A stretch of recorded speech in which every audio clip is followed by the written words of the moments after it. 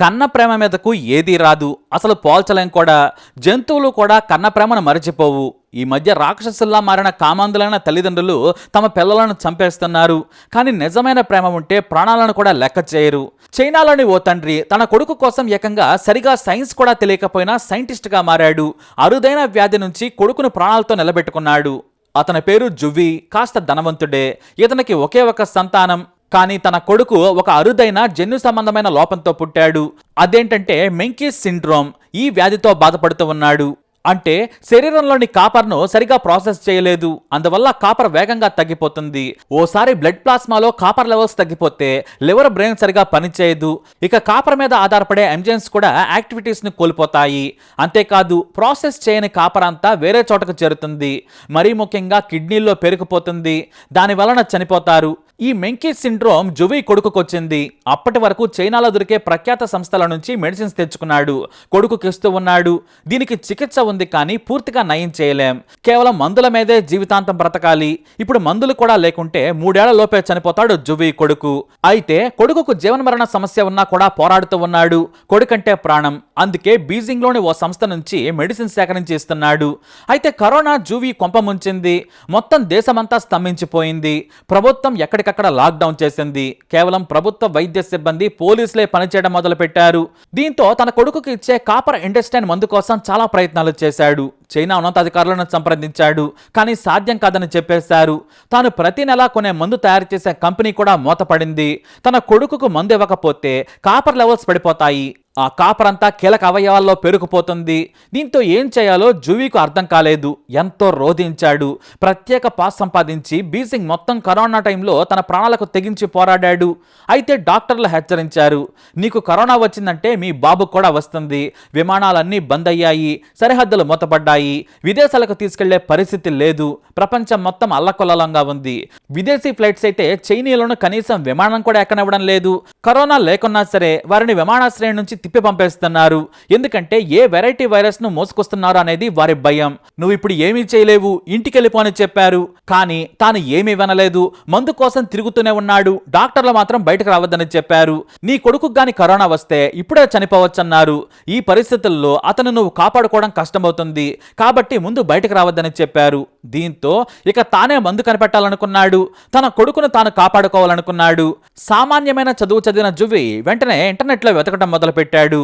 ఈ జబ్బు గురించి, మందు తయారీ గురించి పరిశోధన చేశాడు. ఎలా కాపర్ హెండర్స్టైన్ తయారు చేయాలనే దానిపై రాత్రి పగలు తేడా లేకుండా నెట్ ముందే గడిపాడు. చివరకు తన ఇంటిపైన ల్యాబ్ ఏర్పాటు చేసుకున్నాడు.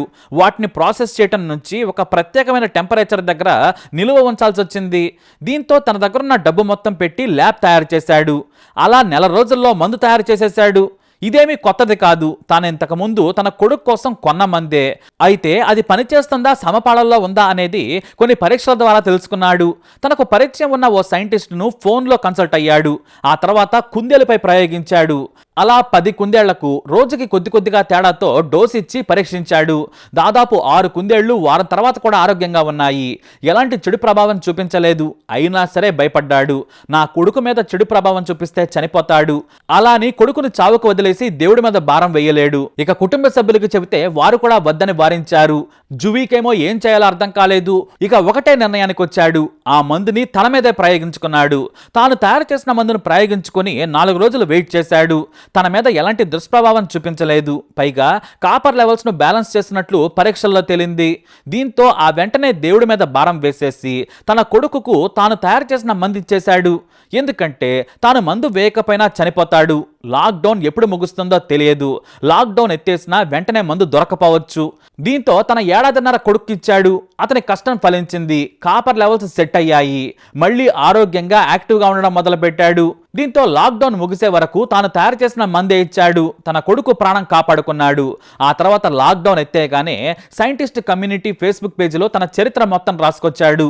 ఆ తర్వాత వెంటనే కొంతమంది సైంటిస్టులు, పరిశోధకులు ఆయన దగ్గరకు వచ్చి ల్యాబ్ను చూసి షాక్ అయ్యారు. తన దగ్గరున్న డబ్బు మొత్తమే కాదు, తన ఆస్తి తనఖా పెట్టి మరి కొడుకు ప్రాణం కాపాడుకోవడం కోసం ల్యాబ్ ఏర్పాటు చేసిన విధానం చూసి షాక్ అయిపోయారు. ఆ తర్వాత లాక్డౌన్ ఎత్తేగానే డాక్టర్లకు చూపించగా కాపర్ బాగా ప్రాసెస్ అవుతోంది, ఎలాంటి సమస్య లేదన్నారు. అయితే జువి తయారు చేసిన ఫార్ములా పాతదే, పైగా తాను తయారు చేసిన దానికి కమర్షియల్ వాల్యూ లేదు. చైనాలో ఏదైనా ఓ మందు మనిషి మీద ప్రయోగం చేయాలంటే కొన్నేళ్ల పాటు జంతువుల మీద ప్రయోగాలు చేయాలి. అవి పాజిటివ్ రెస్పాన్స్ చూపించాయని తెలిసాక మనుషుల మీద ప్రయోగించేందుకు ప్రభుత్వ అనుమతి తీసుకోవాలి. మనుషుల మీద ప్రయోగించిన వివరాలను, వాటి ఫలితాలను ప్రభుత్వానికి నివేదించాలి. కానీ తన కొడుకు కోసం తానే ముందు మందు తీసుకొని తన బిడ్డకు తర్వాత ఇచ్చాడు. అయితే జువి కొడుకు ప్రాణం ఎప్పుడైనా పోవచ్చు, కానీ తన శక్తి మేర కాపాడుకుంటానని మీడియాకు చెప్పాడు జువి. నయం కాని ఈ జబ్బుకు చికిత్స ఆధారం. ఎన్నేళ్లు ఇలా మందులతో బతుకుతాడో తెలియదు, కానీ కాపాడుకుంటూనే వస్తాడు జువి. జువి చైనాలో గ్రేటెస్ట్ ఫాదర్గా పేరు తెచ్చుకోవడమే కాదు, దేవుడి లాంటి నాన్న అనే బిరుదు కూడా సంపాదించుకున్నాడు. మరి జువిపై మీరేమంటారు? మీ అభిప్రాయాన్ని కమెంట్ ద్వారా తెలియజేయండి. వీడియో లైక్ చేయండి, షేర్ చేయండి, మా ఛానల్ని సబ్స్క్రైబ్ చేసుకోండి.